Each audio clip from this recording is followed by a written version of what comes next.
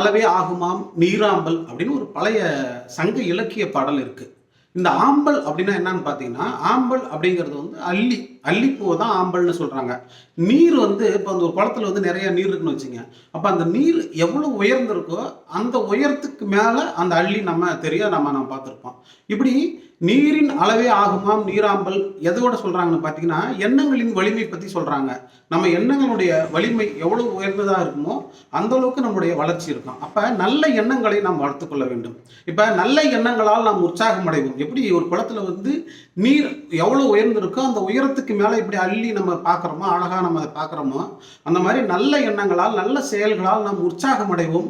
அப்படி உற்சாகம் அடைகிற பொழுது நாம் எந்த செயலை செய்தாலும் அது சிறப்பாக அமையும். அதுவே நேரத்தில் தீய எண்ணங்களோடோ கெட்ட எண்ணங்களோடோ நாம் ஒன்றை அணுகுகிற பொழுது, அதை நாம் வளர்த்து கொள்ளுகிற பொழுது அப்பொழுதும் ஒரு இது உற்சாகம் வரும். தீய எண்ணங்களை செய்வதற்கு கூட சில நேரங்களில் உற்சாகம் வரும். அது உற்சாகம் அல்ல, அது தீய எண்ணத்தினுடைய ஒரு மிகைப்படுத்தப்பட்ட வடிவமாக நாம் பார்க்க வேண்டும். அதை நாம் சரி என்று எடுத்துக்கொள்ளக்கூடாது. அது அந்த நேரத்துக்கு சரியாக இருக்குமே தவிர தொடர்ச்சியாக நமக்கு ஒரு மனநிலையை தராது. எந்த உற்சாகம் தொடர்ந்து நமக்கு ஒரு மகிழ்ச்சியை தருகிறதோ அதை நாம் எடுத்துக்கொள்ளுகிற பொழுதுதான் நம்மால் வெற்றி அடைய முடியும். தன்னெஞ்சறிவது பொய்யற்க என்று சொல்லுகிறார்கள்.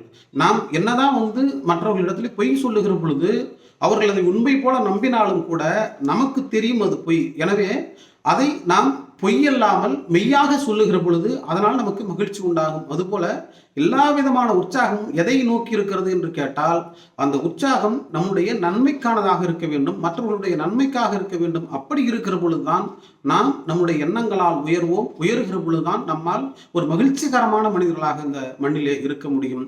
எனவே நீரின் அளவே ஆகுமாம் நீராம்பல் என்பதைப் போல நீர் எவ்வளவு நிறைந்திருக்கிறதோ அவ்வளவு உயரத்தில் இருக்கிற அள்ளியை போல நம்முடைய எண்ணங்கள் எவ்வளவு வலிமையாக நல்ல எண்ணங்களாக மகிழ்ச்சியான எண்ணமாக மற்றவர்களோடு நெருங்கி பழகுகிற எண்ணமாக மற்றவர்களை வாழ வைக்க வேண்டும் என்கிற இந்த எண்ணங்களை நாம் மனதிலே வைத்துக்கொண்டு அதற்கேற்றவாறு நாம் பணியாற்றுகிற பொழுதுதான் நம்முடைய வாழ்வினுடைய வெற்றியும் உயர்ந்து இருக்கும் என்பதை இந்த செய்தி நமக்கு சொல்லுகிறது.